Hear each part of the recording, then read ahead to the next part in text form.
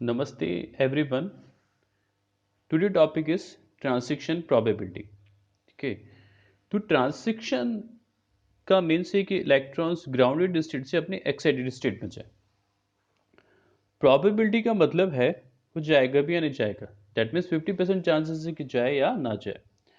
तो यहाँ पर अगर ओवरऑल ट्रांजिशन प्रोबेबिलिटी की बात करें तो जब भी हमारे पास यूवी का एब्जॉर्प्शन होगा तो यूवी के या यूवी विजिबल का एब्जॉर्प्शन होगा तो आप ये नहीं बोल सकते हो कि sigma to sigma star transition हो, एन टू सिग्मा स्टार हो, पाई टू पाई स्टार या N to pi star transition हो। क्योंकि इस केसेस में क्या होता है कि जो यूवी विजिबल एब्जॉर्प्शन हुई, ठीक है, उससे जो एनर्जी आपको मिल रही है वो एनर्जी बॉन्ड को ब्रेक कर कर इलेक्ट्रॉन को एक्साइट करवाने के लिए सफिशिएंट है या नहीं। या जो नॉन बॉन्डिंग इलेक्ट्रॉन्स हैं उस नॉन बॉन्डिंग इलेक्ट्रॉन की अपने ग्राउंडेड स्टेट से एक्साइटेड स्टेट में जाने के लिए सफिशिएंट एनर्जी है या नहीं है। तो कब ये ट्रांसिशन हमारे पास फॉरबिडन होगा और ये कब ये अलाउड होगा। ठीक है, तो ट्रांसिशन का फॉरबिडन होना और ट्रांसिशन का अलाउड होना, इसके बारे में जो कंप्लीट इंफॉर्मेशन देता है उस वो किसके थ्रू देगा, ट्रांसिशन प्रोबेबिलिटी के थ्रू, कि ट्रांसिशन अलाउड होगा या नहीं होगा। अगर ट्रांसिशन फॉरबिडन है तो कौन से केसेस में आपके पास फॉरबिडन होगा, और अगर ट्रांसिशन अलाउड है तो कौन से केसेस में ट्रांसिशन अलाउड होगा। हम इसको पहले देखते हैं। It is not always necessary that the excitation of electron take place from bonding orbital और लोन पेयर, है ना। तो हरदम ये कंपलसरी नहीं है कि जब भी एनर्जी का एब्जॉर्प्शन होगा तो बॉन्डिंग ऑर्बिटल या लोन पेयर, ठीक है, आपके पास एंटी बॉन्डिंग ऑर्बिटल्स भी हो सकते हैं या नॉन बॉन्डिंग ऑर्बिटल से मॉलिक्यूल अपनी ग्राउंडेड स्टेट से हायर स्टेट में जाए।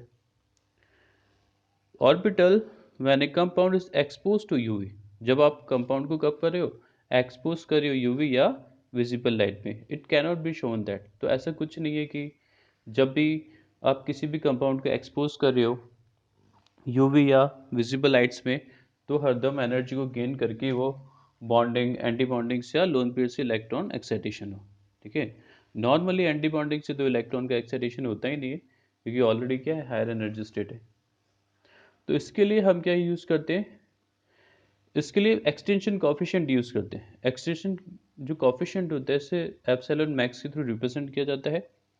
अब यहाँ पर एक ही सर एक्सटेंशन कॉफिशिएंट होता है क्या है, वैसे एक्सटेंशन कॉफिशिएंट की कोई एग्जैक्ट डेफिनेशन हमारे पास नहीं है, लेकिन एक सीधा सा फंडा याद करो कि जब एब्जॉर्प्शन ज़्यादा होगा तो इस एप्सिलॉन मैक्स की वैल्यू भी क्या होगी, हायर रहेगी। दैट मीन्स एक्सटेंशन कॉफिशिएंट क्या होगा, हायर होगा। तो इसके लिए डायरेक्ट वैल्यू है 0.87 इंटू 10⁻20 पी ए, जहाँ पर पी है transition probability value. Transition probability value का मतलब है अगर जीरो रहेगा तो ट्रांसिशन आपके पास फॉरबिडन रहेगा। दैट मीन्स ट्रांसिशन नहीं होगा। फॉरबिडन का यहाँ पे मतलब है नॉट अलाउड, और वैसे फॉरबिडन का मतलब होता है टिपिकली अलाउड, है ना। लेकिन केमिस्ट्री में हम फॉरबिडन का मीन्स क्या लेते हैं, नॉट अलाउड। तो अगर वैल्यू जीरो होगी तो ओवरऑल ये सभी टर्म्स जीरो हो जाएगी, तो ट्रांसिशन क्या होगा, नॉट अलाउड, फॉरबिडन। और अगर वन होगी दैट मीन्स क्या होगा, ट्रांसिशन अलाउड होगा। ठीक है, यहाँ पर जो ए है टारगेट एरिया, और इसी टारगेट एरिया को हम क्या बोल रहे हैं, एब्जॉर्बिंग एरिया। एब्जॉर्बिंग एरिया, ये एब्जॉर्बिंग सिस्टम का मतलब है कि नंबर ऑफ पाई बॉन्ड्स। तो जितने ज़्यादा आपके पास नंबर ऑफ पाई बॉन्ड्स होंगे उतना ही टारगेट एरिया हायर होगा। दैट मीन्स क्या होगी, एब्जॉर्बिंग जो एरिया है सिस्टम का वो क्या होगा, हायर होगा। जैसे आप इसकी बात करता हूँ मैं, ये आपके पास 1,3 ब्यूटाडाइन है ना, तो इसके लिए जो लैम्डा मैक्स की वैल्यू आपके पास मिलती है 217 मिली माइक्रोन पे मिलती है, क्योंकि इसमें दो डबल बॉन्ड है तो टारगेटिंग एरिया कम है।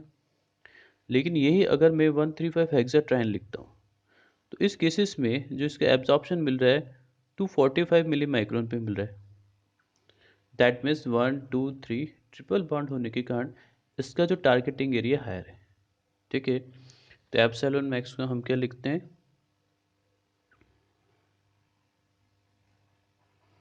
Extension coefficient. एक्सटेंशन कॉफिशिएंट की कोई हमारे पास एग्जैक्ट डेफिनेशन नहीं है, लेकिन जो एक्सटेंशन कॉफिशिएंट होता है ये डिपेंड करता है नेचर ऑफ द मॉलिक्यूल।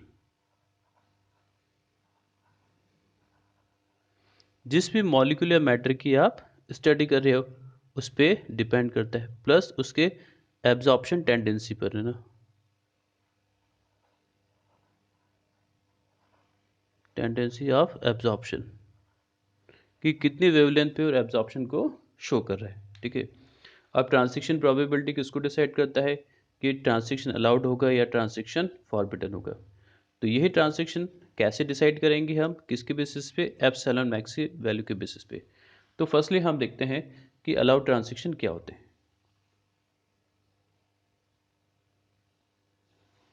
तो देखिए अलाउड ट्रांजिशन में क्या है, the transition with the value of epsilon max is more than 10⁴। 10⁴ that means 10,000। अगर 10,000 से हायर इस एप्सिलॉन मैक्स की वैल्यू है तो ट्रांजैक्शन आपके पास अलाउड होगा। Generally arises due to the pi to pi star transaction. Normally ये किसके बारे में बात करता है, pi to pi star transaction के बारे में, ठीक है। जैसे 1,3-ब्यूटाडाइन जो इससे लास्ट लेक्चर था उस पर अपने पाई टू पाई स्टार ट्रांजैक्शन पढ़ा था ना। तो हमें पता है कि 1,3 जो ब्यूटाडाइन होता है, इस 1,3-ब्यूटाडाइन में हमारे पास क्या होता है, pi to pi star transaction होता है, जिसके लिए लैम्डा मैक्स एब्जॉर्प्शन कितने नैनोमीटर पे होता है, 217 नैनोमीटर पे। आप इसे नैनोमीटर लिखो, मिली माइक्रोन, बात एक ही है।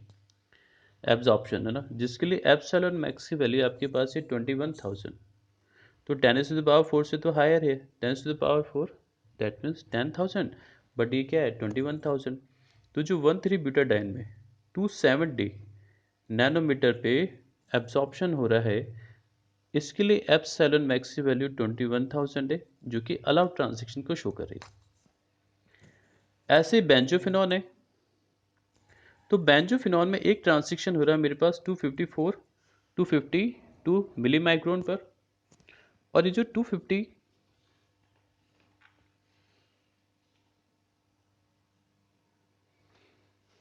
252 मिली माइक्रोन पर हो रहा है, इसके लिए एप्सिलॉन मैक्स की वैल्यू 20,000, दैट मीन्स ये भी अलाउड ट्रांजैक्शन होगा। ऐसे एक्रोलिन के लिए लिया गया है 210 मिली माइक्रोन पर, एप्सिलॉन की वैल्यू आ रही है 11,500, 10,000 से हायर, ये भी अलाउड ट्रांजैक्शन होगा। स्टायरिन है 214 मिली माइक्रोन पर, एब्जॉर्प्शन को शो करता है, एप्सिलॉन मैक्स की वैल्यू है 12,000। दैट मीन्स अगर आपके पास एप्सिलॉन मैक्स की वैल्यू 10⁴ से हायर है तो सभी ट्रांजैक्शन क्या होंगे, अलाउड होंगे। मोस्टली किसके, पाई टू पाई स्टार में।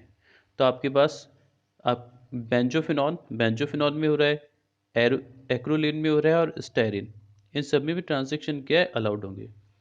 अब बात करते हैं फॉरबिडन ट्रांजैक्शन की। तो फॉरबिडन ट्रांजैक्शन के केसेस में हम देखते हैं the transaction with value epsilon max. यहाँ पर एप्सिलॉन मैक्स की वैल्यू क्या थी, मोर देन 10⁴ थी, बट यहाँ पे क्या है, बिलो है ना। तो यहाँ पर देखो बिलो है, और यहाँ पे क्या है, मोर देन 10⁴। तो बिलो रहेगी 10⁴ से, तो जो ट्रांजैक्शन आपके पास होगा forbidden, forbidden means not allowed.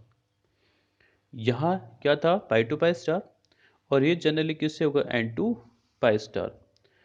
तो इसमें जो एप्सिलॉन मैक्स की वैल्यू है, ये एप्सिलॉन मैक्स की वैल्यू नियर कितना रहेगा, 300 मिली माइक्रोन। देखो अगर एप्सिलॉन मैक्स नहीं लिखा हुआ मिल रहा है, लेकिन मिली माइक्रोन मिलता है या नैनोमीटर में लिखता है, तो आपको ध्यान रखना है वैल्यू किसके, लैम्डा की, ठीक है ना। यूनिट के अकॉर्डिंग आपको ध्यान रखना है, मिली माइक्रोन में मिल रहा है या नैनोमीटर में। तो वैल्यू किसकी दे रखी है, एब्जॉर्प्शन की, जो कि है लैम्डा मैक्स। तो ये किसके लिए होगा, एन टू पाई स्टार के लिए, जबकि ये किसके लिए होता है, पाई टू पाई स्टार के लिए। In case of carbonyl compound जैसे एल्डिहाइड है, कीटोन है आपके पास, एसिड है, अमाइड है, सभी कार्बोनिल है, एप्सिलॉन मैक्स वैल्यू बिटवीन क्या होगी, 10 to 100। अगर 10 to 100 होगी, ऑब्वियसली यहाँ पे क्या होता है, 10⁴ से तो कम ही आ रहा है, तो ट्रांजैक्शन क्या होगा, फॉरबिडन होगा। अब जैसे यहाँ पे बेंजोफिनॉन की बात की गई है ना, इस वाले में देखो पहले 252 मिली माइक्रोन पे हो रहा था, 20,000 अलाउड था। ऐसे बेंजोफिनॉन का फर्स्ट बैंड ये रहा, सेकंड बैंड ये मिलता है। तो फर्स्ट जो बैंड मिल रहा है 252 मिली माइक्रोन पे मिल रहा है, जो कि अलाउड है।